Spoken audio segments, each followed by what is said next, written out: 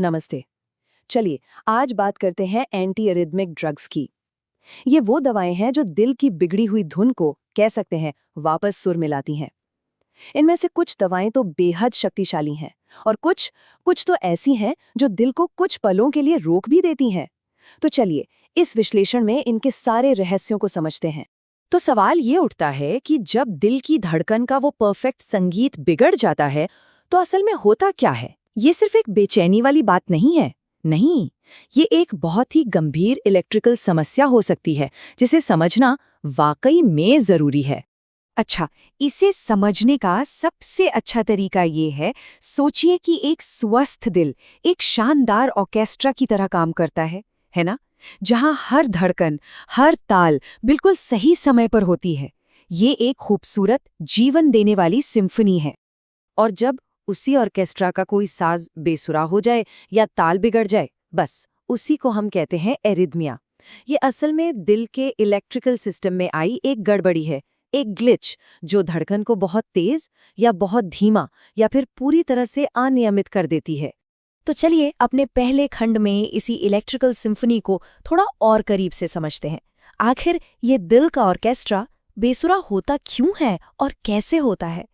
लेकिन अच्छी खबर यह है कि इस बिगड़े हुए ऑर्केस्ट्रा को ठीक करने के लिए हमारे पास कंडक्टर्स भी हैं। जी हाँ, ये वही एंटी एरिथमिक दवाएं हैं जिन्हें लय को वापस पटरी पर लाने के लिए ही तो डिजाइन किया गया है। अब देखिए, इन कंडक्टर्स को मुख्य रूप से 4 क्लास में बांटा गया है, जिसे कहते हैं वॉन विलियम्स क्लासिफिकेशन। हर क्लास का काम करने का तरीका बिल्कुल अलग है। क्लास आई, ये है सोडियम चैनल ब्लॉकर्स, जैसे कि लिडोकेन। फिर आता है क्लास 2, यानी बीटा ब्लॉकर्स, जिसका एक आम उदाहरण है मेटोप्रोलोल। क्लास 3 पोटेशियम चैनलों को टारगेट करता है और इसमें आता है एम्योडायरोन। और आखिर में क्लास 4, ये है कैल्शियम चैनल ब्लॉकर्स, जैसे वेरापामिल। मतलब हर क्लास दिल के इस इलेक्ट्रिकल ऑर्केस्ट्रा के एक अलग हिस्से को जाकर ठीक करता है। अच्छा, अब इन चारों क्लास को याद रखने का एक बहुत ही मजेदार तरीका भी है। एक छोटा सा मेमोरी हैक समझिए। बस ये लाइन याद रखिए, सम ब्लॉक पोटेशियम चैनल्स। एस से सोडियम, बी से बीटा, पी से पोटेशियम और सी से कैल्शियम। है ना एकदम आसान? चलिए अब एक दवा पर जरा स्पॉटलाइट डालते हैं। नाम है एम्योडायरोन। ये एक ऐसी दवा है जो अपनी ताकत और अपने जोखिम दोनों के लिए ही जानी जाती है। देखिए, एम्योडायरोन जानलेवा एरिथमियास को कंट्रोल करने में अविश्वसनीय रूप से असरदार है, बहुत ज्यादा। लेकिन इसे एक डर्टी ड्रग भी कहा जाता है, और ऐसा इसलिए क्योंकि ये शरीर के सिर्फ एक नहीं बल्कि कई सिस्टम्स पर असर डालती है, और इसी वजह से इसके साइड इफेक्ट्स की लिस्ट भी काफी लंबी है।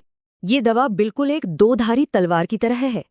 एक तरफ तो ये जान बचाने की ताकत रखती है, तो वहीं दूसरी तरफ इसके साथ गंभीर खतरे भी जुड़े हुए हैं। तो डॉक्टरों को हमेशा ये तौलना पड़ता है कि भाई इसका फायदा इसके जोखिम से ज्यादा है भी या नहीं। और ये जोखिम कोई मामूली नहीं है। हम बात कर रहे हैं ब्लैक बॉक्स वार्निंग्स की, जो किसी भी दवा के लिए सबसे सीरियस अलर्ट होता है। इसमें फेफड़ों को परमानेंट डैमेज, लिवर डैमेज और थायराइड की समस्याएं शामिल हैं। थायराइड की समस्या इसलिए क्योंकि इस दवा के स्ट्रक्चर में आयोडीन होता है, जो थायराइड हार्मोन को प्रभावित करता है। और विडंबना देखिए, ये दवा खुद भी एक दूसरे तरह का खतरनाक एरिथमिया पैदा कर सकती है। और जो बात इसे और भी ज्यादा कॉम्प्लिकेटेड बनाती है वो है इसका हाफ लाइफ। पता है कितना? 55 दिन, 55 डेज। इसका मतलब ये है कि दवा बंद करने के महीनों बाद तक ये शरीर में और इसके प्रभाव दोनों बने रह सकते हैं। ये वाकई एक बहुत लंबी कमिटमेंट है। चलिए अब एक ऐसी दवा की तरफ बढ़ते हैं जिसका काम करने का तरीका बिल्कुल नाटकीय है। मिलिए एडेनोसिन से, जो दिल का रीबूट बटन है। जी हाँ, बिल्कुल सही सुना। ये दवा दिल की लय को ठीक करने के लिए उसे कुछ सेकंड के लिए सचमुच पूरी तरह से रोक देती है। ये एक तरह का कंट्रोल और डिलीट है, लेकिन दिल के लिए। इसका इस्तेमाल मुख्य रूप से एक कंडीशन के लिए होता है जिसे कहते हैं सुप्रावेंट्रिकुलर टैचिकार्डिया, या शॉर्ट में एसवीटी। इसमें होता यह है कि दिल की धड़कन बहुत ज्यादा तेज हो जाती है, मतलब 150 बीट्स प्रति मिनट से भी ऊपर चली जाती है। और इसे देने का तरीका भी बहुत सटीक और तेज होता है, क्योंकि इस दवा का असर सिर्फ कुछ सेकंड्स ही रहता है। दवा को 1 से 2 सेकंड के अंदर नस में तेजी से इंजेक्ट किया जाता है और उसके फौरन बाद सेलाइन फ्लश दिया जाता है, ताकि ये टूटने से पहले सीधे दिल तक पहुंच सके। और फिर मॉनिटर पर कुछ सेकंड्स के लिए एक सीधी रेखा दिखाई देती है, फ्लैट लाइन।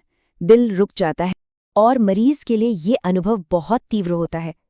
जैसा कि ये कहावत बताती है, स्वास्थ्यकर्मी मरीज को पहले ही चेतावनी दे देते हैं कि उन्हें ऐसा महसूस होगा जैसे सीने में किसी ने लात मार दी हो। ये उस पल की गंभीरता को दिखाता है जब दिल असल में रीब्यूट हो रहा होता है। तो जैसा कि हमने अब तक देखा, ये दवाएं बहुत शक्तिशाली टूल्स हैं, लेकिन इनकी ताकत का मतलब ही यही है कि इन्हें इस्तेमाल करने में बहुत ज्यादा सावधानी बरतनी पड़ती है। मेडिकल स्टाफ के लिए ये एक बेहद कंट्रोल्ड प्रोसेस है।